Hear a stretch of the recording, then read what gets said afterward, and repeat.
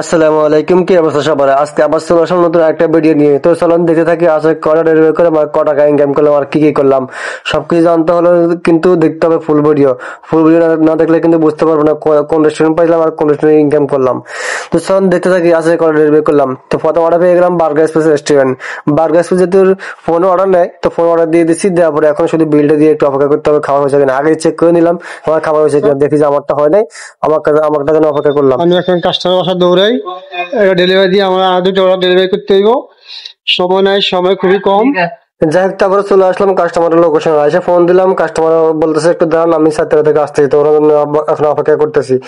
এরপর অর্ডার পেয়ে গেলাম কাচ্চিবাই রেস্টুরেন্ট। যাই হোক, রেডি করা ফুড পেলাম, সেকেন্ড অর্ডার রেডি করে পেয়ে গেলাম। তো এখন চলে আছি কাচ্চিবাইতে যে অর্ডার দিয়ে খাবারটা নিয়ে আবার দৌড় দেবো কাস্টমার লোকেশনে। রেডি খাবার তো এখন বেশি টাইম লাগবে না, শুধু কি টুকাইটা জমা দিলেই হবে। রেস্টুরেন্ট থেকে প্রায় 1.5 কিলোমিটার দূরে আছে, ব্যাপার না। টান দিয়ে চলে যাবো, টান দিয়ে চলে আসবো। অর্ডার ভরপুর চলতেছে। তারপর চলে আসলাম নাবানা সিটিতে, এটা বড়দের আবাসন। এই যে দেখতেছেন কত বড় বড় বিল্ডিং। যাই হোক, তারপরে রেস্টুরেন্ট থেকে কাস্টমার লোকেশন প্রায় 1.5 কিলোমিটার ছিল। তারপর এই জন্য তাড়াতাড়ি চলে আসতে পারছি, রেডি খাবার ছিল আর কাছে ছিল, এই জন্য তাড়াতাড়ি চলে আসছি। তো আসে এখন আমাকে যেতে হবে 4 নম্বর ভবনে।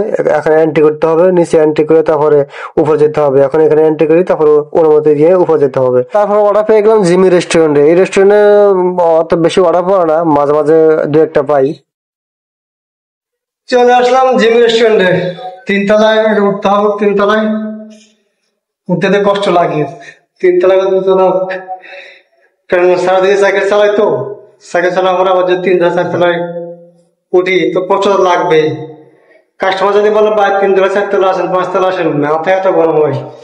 তারপর যা লাগে, কিছু করার নেই।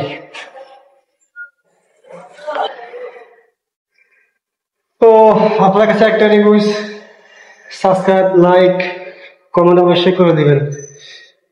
সাবস্ক্রাইব, লাইক, কমেন্ট ছাড়া আমার কোনো গতি নেই। ও মাই গড, এত তাড়াতাড়ি খাবার পাওয়া যাবে আমি কখনো কল্পনা করি নাই। মানে অর্ডার দিয়ে ফোন অর্ডার দিলাম, আইসা দেখি যে খাবার হয়ে গেছে।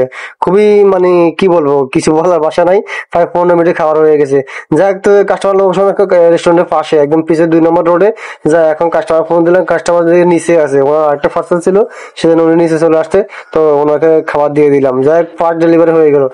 তারপরে এবার অর্ডার হয়ে গেলাম হারপিতে তো ফোন অর্ডার নেবে না, তো টান নিয়ে যেতে হবে একটু, যে যে একটু বসতে হবে। বেশি টাইম লাগবে কিনা জানি না, যা দেওয়ার কাছে। রেস্টুরেন্ট থেকে মাত্র 800 মিটার দূরে কাস্টমার লোকেশন। তো রেস্টুরেন্টে ফোন অর্ডার দিয়ে দিলাম, অর্ডার দিয়ে একটু বসি, কত 10-15 মিনিট সময় লাগবে, দেখা যাক কি হয়। যাই হোক, তারপরে আবার সেই খাবার পেয়ে গেলাম। এখন চলে আসি কাস্টমার বাসায়, বেশি টাইম লাগে না, এটাও ফার্স্ট ডেলিভারি হয়ে যাচ্ছে। তো এখন কাস্টমার লোকেশন যায়, কাস্টমার ফোন দিব, তারপরে কাস্টমার আসলে টাকা দিয়ে দিব। আজকে যতগুলো অর্ডার ডেলিভারি করছি সবগুলো ডিসকাউন্ট। কাস্টমার এত পরিমাণ ডিসকাউন্ট পাইছে, দেখা গেছে যে 1000 টাকা অর্ডার 200 টাকা ডিসকাউন্ট, মানে প্রচুর ডিসকাউন্ট পাইছে। যাই হোক, তো আজকে ভিডিও পর্যন্ত। আজকে টোটাল ডেলিভারি হয়েছে 15টাতে আমার 1000 টাকা প্লাস ইনকাম হয়েছে, আলহামদুলিল্লাহ। তো আজকে আপনারা যারা আমাদের ভিডিও দেখতেছেন, প্লিজ আমাদের ভিডিও একটা লাইক করবেন, একটা কমেন্ট করবেন, অবশ্যই চ্যানেলটি সাবস্ক্রাইব করে দিবেন, তাহলে আমাদের সাথে থাকতে পারবেন।